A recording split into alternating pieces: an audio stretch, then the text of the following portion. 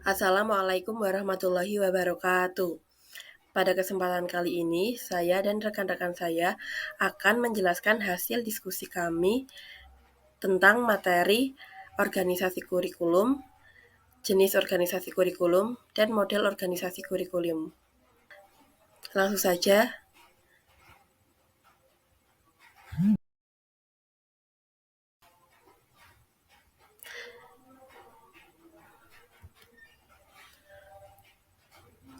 Nah, yang pertama ada pengertian organisasi kurikulum. Organisasi kurikulum adalah pola dan susunan komponen-komponen kurikulum yang diorganisasi menjadi mata pelajaran, program, lessons, topik, unit yang tujuannya untuk mempermudah siswa memahami apa yang diajarkan sehingga menguasai kompetensi yang telah ditetapkan. Jadi, kita dapat mengambil kesimpulan dari pengertian ini bahwa organisasi kurikulum juga bisa dikatakan sebagai sebuah pengaturan dan penyusunan komponen-komponen kurikulum seperti mata pelajaran, program, topik, dan unit pembelajaran yang bertujuan untuk mempermudah siswa dalam memahami materi yang diajarkan serta mencapai kompetensi yang ditetapkan. Oke, selanjutnya adalah tujuan organisasi kurikulum. Yang pertama, tujuannya adalah memperjelas tujuan program pendidikan. Artinya, dengan struktur kurikulum yang terorganisir, tujuan pendidikan menjadi lebih jelas sehingga memandu proses pembelajaran menuju hasil yang diharapkan. Yang kedua ada menyusun urutan dan penyajian materi. Nah, adanya pengorganisasian kurikulum ini dapat membantu dalam menentukan urutan materi yang diajarkan dan cara penyajiannya. Yang ketiga, menentukan cakupan materi. Organisasi kurikulum memungkinkan penentuan ruang lingkup dan kedalaman materi yang sesuai dengan kebutuhan dan tingkat perkembangan siswa. Yang keempat, menentukan peran guru dan siswa. Dengan kurikulum yang terstruktur, peran guru dan siswa dalam proses pembelajaran menjadi lebih jelas sehingga interaksi edukatif dapat berlangsung efektif. Yang kelima, membantu siswa belajar secara efektif. Kurikulum yang terorganisir dengan baik memfasilitasi siswa dalam mempelajari materi pelajaran secara efektif sehingga tujuan pembelajaran dapat tercapai. Yang keenam, memenuhi kebutuhan, tuntutan, harapan, dan permasalahan peserta didik, pendidik, maupun masyarakat. Organisasi kurikulum yang disusun dengan baik dapat menyesuaikan diri dengan kebutuhan dan harapan berbagai pihak yang terkait, baik dari siswa, guru, dan masyarakat. Dan yang ketujuh atau yang terakhir adalah memberikan pemahaman, pengetahuan, keterampilan, dan nilai-nilai integratif. Artinya organisasi kurikulum yang efektif memastikan bahwa siswa tidak hanya memperoleh pengetahuan dan keterampilan, tetapi juga nilai-nilai yang terintegrasi dalam proses. Nah, untuk penjelasan jenis organisasi kurikulum akan dilanjutkan oleh rekan saya. Oke, saya akan melanjutkan ke jenis organisasi kurikulum. Nah, jenis organisasi kurikulum terbagi menjadi 3. Yang pertama ada separated subject kurikulum atau biasa disebut mata pelajaran terpisah. Nah, mata pelajaran terpisah ini sudah ada sejak lama karena bentuknya yang sederhana sehingga mata pelajaran terpisah ini tuh mudah diterapkan ke siswa begitu. Nah, tujuan utama dari kurikulum ini adalah agar generasi muda dapat mengenal dan mewarisi pengetahuan serta kebudayaan dari generasi sebelumnya tanpa harus menemukannya kembali. Tetapi dalam kurikulum ini penerapannya itu cenderung tidak memperhatikan aktivitas siswa, lebih menekankan pada hafalan dan kurang relevan dengan kebutuhan serta perkembangan masyarakat. Nah, dalam sistem ini kan siswa lebih banyak menghafal materi dari buku pelajaran. Jadi dia itu tidak bisa mengembangkan kemampuan untuk berpikir kritis dan kreatif begitu. Nah, hal ini tuh membuat potensi individu siswa kurang teroptimalkan. Nah, karena tadi dia itu lebih banyak menghafal, jadi itu siswa itu kurang teroptimalkan. Eh, Apanya ya, kurang berpikirnya tuh kurang teroptimalkan begitu. Selanjutnya yang kedua ada correlated curriculum atau biasa disebut mata pelajaran gabungan. Nah, kurikulum ini menggabungkan beberapa mata pelajaran yang sejenis seperti fisika, biologi, kimia itu menjadi satu. Dia fisika, biologi, kimia menjadi IPA dan eh, ekonomi, manajemen itu menjadi IPS. Nah, seperti itu contohnya.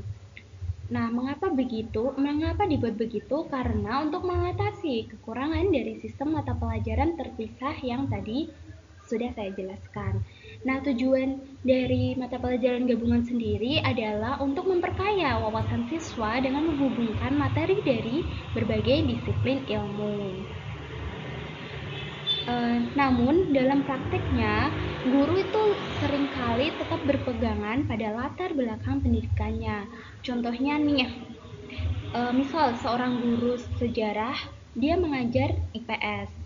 Nah, guru itu tuh lebih cenderung menekankan materi sejarah dibandingkan dengan keseluruhan substansi pelajaran IPS tersebut. Nah, hal ini tuh terjadi karena kurangnya pemahaman terhadap prinsip penggabungan mata pelajaran. Meskipun kurikulum ini mempunyai kelebihan yang seperti memperkaya wawasan siswa, namun kurikulum ini juga memiliki kekurangan, terutama tadi dalam penerapannya yang masih bergantung pada kesiapan dan pemahaman guru yang sedang menjelaskan. Nah, kemudian Oke, jenis organisasi kurikulum selanjutnya ada integrated curriculum atau biasa disebut kurikulum terpadu. Nah, kurikulum ini tuh menekankan keterpaduan dalam pembelajaran dengan menghilangkan batas antara mata pelajaran. Materi difokuskan pada satu masalah tertentu yang diselesaikan dengan pendekatan dari berbagai disiplin ilmu. Nah, siswa diberi kesempatan belajar secara individu maupun kelompok, serta melibatkan masyarakat sebagai sumber belajar. Nah, pada kurikulum terpadu ini, siswa bisa belajar individu maupun kelompok dengan melibatkan masyarakat sebagai sumber belajar. Begitu. Nah, kurikulum ini tuh memastikan bahan pelajaran selalu relevan dengan perkembangan masyarakat dan kebutuhan siswa, sehingga lebih sesuai dengan bakat, minat, dan potensi. Jadi pada kurikulum terpadu ini siswa itu tidak terpaksa karena siswa itu bisa menyesuaikan bakat, minat, dan potensinya mereka masing-masing dengan kurikulum yang dipelajari, dengan pembelajaran yang dipelajari begitu. Jadi itu tidak ada paksaan karena mereka sesuai minat, bakat, dan potensinya. Nah, guru berperan penting dalam mengembangkan strategi pembelajaran yang efektif seperti pemecahan masalah, metode proyek, unit teaching, inquiry, dan discovery.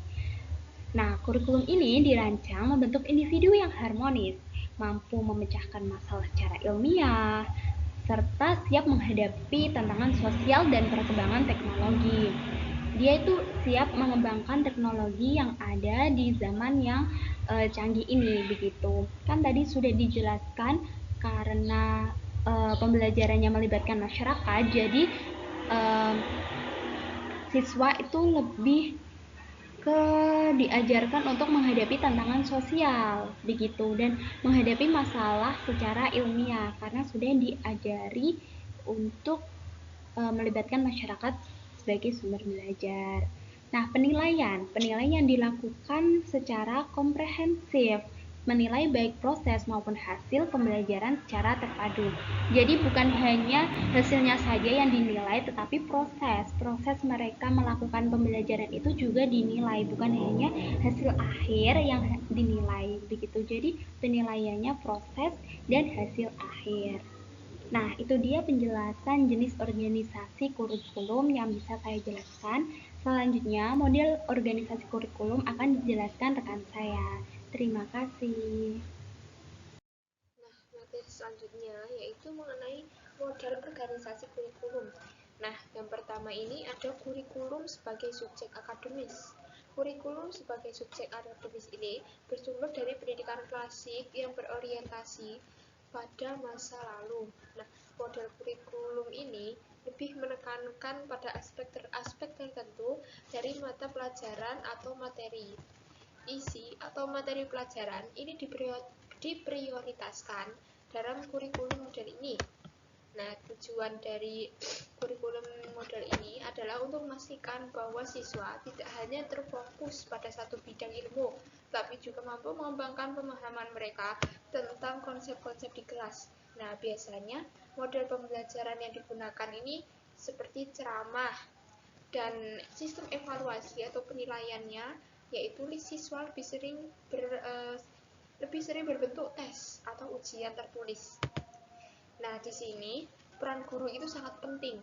Guru tak hanya menjadi penyampai materi, tetapi juga menjadi model bagi para siswanya. Oleh karena itu, guru harus benar-benar menguasai studi yang mereka ajarkan dan cara menyampaikan materi harus sesuai dengan kepribadian mereka. Nah, berdasarkan yang saya uraikan tadi, kurikulum subjek akademis ini punya beberapa karakteristik.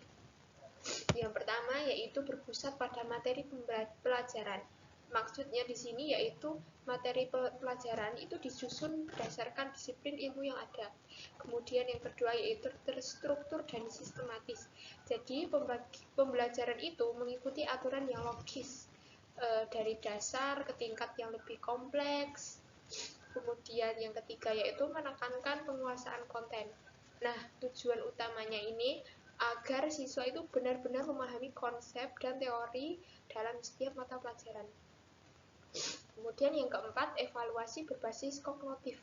Jadi di sini penilaian siswa itu lebih menitik beratkan pada pemahaman materi akademik, biasanya melalui ujian tertulis tadi yang telah saya sebutkan.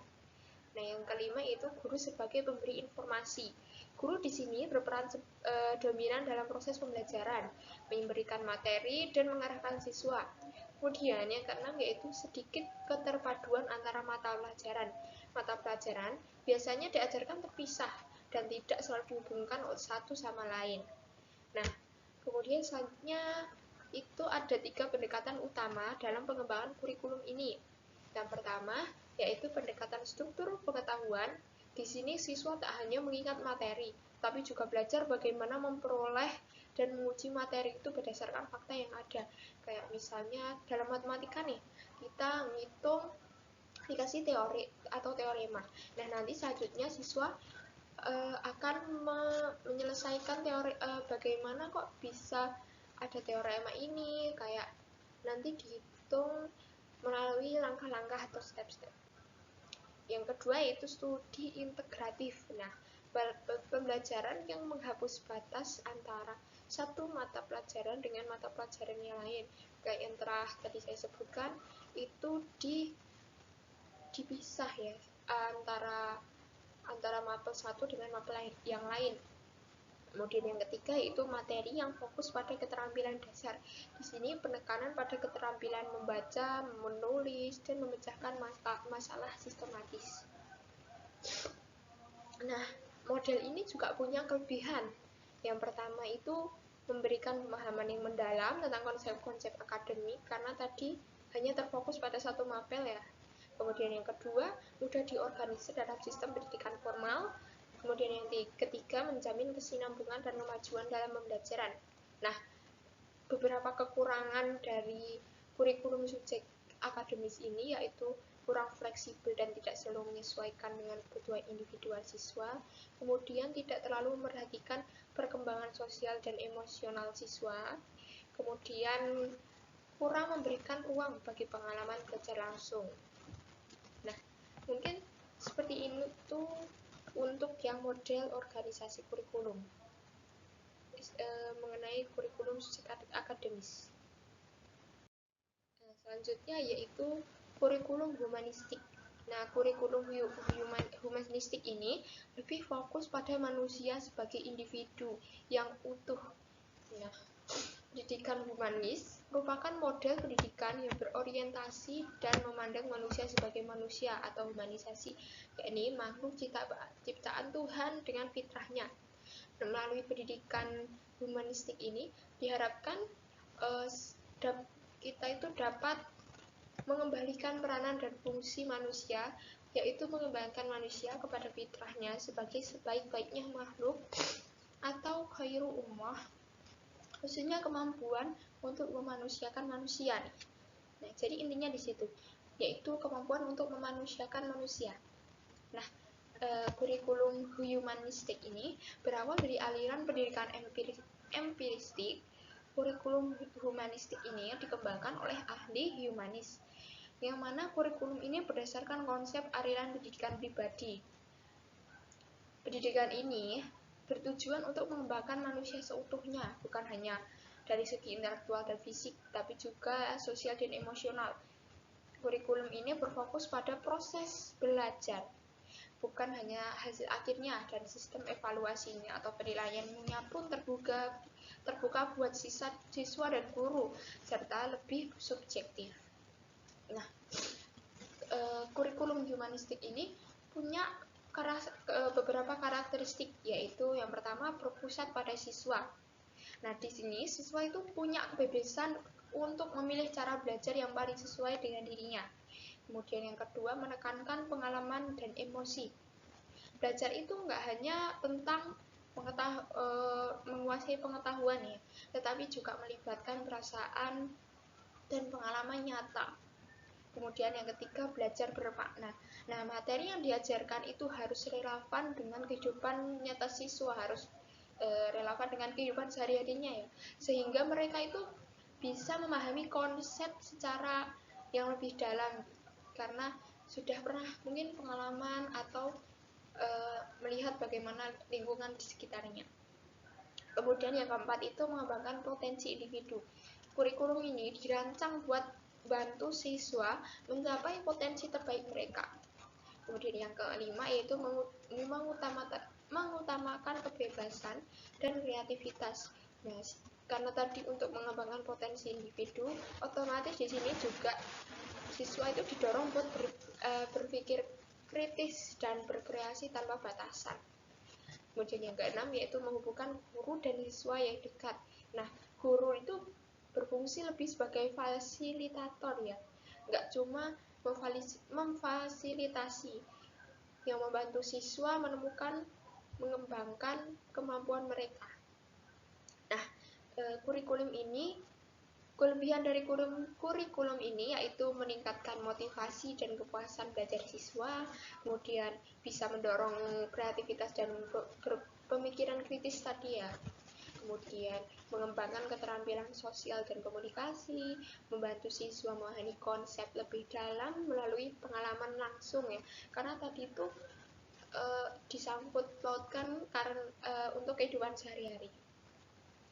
Kemudian kekurangan dari kurikulum ini yaitu sulit diterapkan dalam sistem pendidikan yang kaku dan terstruktur. Kemudian membutuhkan guru yang benar-benar terlatih dalam pendekatan ini ya. Kemudian evaluasi belajar itu tidak selalu mudah diukur dengan ujian standar. Melanjutkan membahas model organisasi kurikulum. Nah, di sini saya akan membahas kurikulum rekonstruksi sosial. Kurikulum rekonstruksi sosial adalah model kurikulum yang menekankan pentingnya pengembangan individu sebagai pribadi dan sebagai anggota masyarakat. Oleh karena itu, pendidikan adalah proses dan upaya memperbaiki situasi dan kondisi masyarakat di mana individu tersebut berada. Isi pendidikan diupayakan seoptimal mungkin dikaitkan dengan keadaan dan kebutuhan masyarakat, sehingga siswa bisa mengenal keadaan masyarakat dan berkontribusi terhadap masyarakat. Untuk itu, para siswa mendapat penekanan pada upaya pemecahan masalah kehidupan masyarakat. Namun ini tidak berarti mengabaikan materi ajar yang ada dalam bidang studi atau subjek akademik. Hanya saja materi yang ada dalam bidang studi itu diberikan atau dipelajari siswa bukan untuk menguasai konten dari lapangan studi tersebut semata-mata, akan tetapi digunakan untuk perbaikan atau pemecahan sosial yang ada. Nah, jadi kurikulum rekonstruksi sosial ini kurikulum yang berfokus pada permasalahan sosial yang dihadapi oleh peserta didik. Model ini bertujuan agar peserta didik dapat memahami dan mengatasi isu-isu sosial serta menjadi pemeran utama dalam perubahan sosial. Selanjutnya, kurikulum teknologis. Kurikulum ini dikembangkan berdasarkan pada kerangka berpikir teknologis yang berbasis pada ilmu pengetahuan ilmiah. Kurikulum teknologis memiliki sifat hampir sama dengan kurikulum subjek akademik, yaitu untuk mentransfer. Akan tetapi, dalam kurikulum teknologis, yang ditransfer adalah ilmu pengetahuan dan teknologi yang harus dikuasai siswa untuk melakukan suatu bidang kegiatan tertentu. Bukannya nilai-nilai yang dianggap baik pada masa lampau. Meskipun mungkin ada nilai masa lampau yang dipelajari, akan tetapi dalam tujuan untuk memperkuat kemampuan yang ingin dihasilkan. Tujuan dari kurikulum ini adalah untuk membentuk kemampuan teknis atau kemampuan kerja tertentu. Pembelajaran berorientasi tujuan dengan indikator-indikator tercapai yang dirumuskan dengan sangat jelas. Untuk mencapai tujuan tersebut, pembelajaran disampaikan secara tahap demi tahap dan sistematis. Hasil pendidikan dikontrol secara ketat melalui evaluasi hasil yang teramati dan terukur. Nah, kurikulum teknologis ini kurikulum yang menekankan pada penguasaan kompetensi melalui penggunaan alat dan media pengajaran. Kurikulum ini juga memanfaatkan teknologi untuk mengembangkan bahan ajar.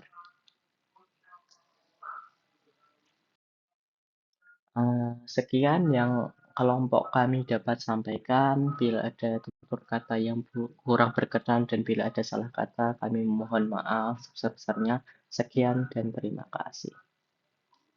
I'm an icon, man. And my girl about a 10. I should fuck her in the Benz.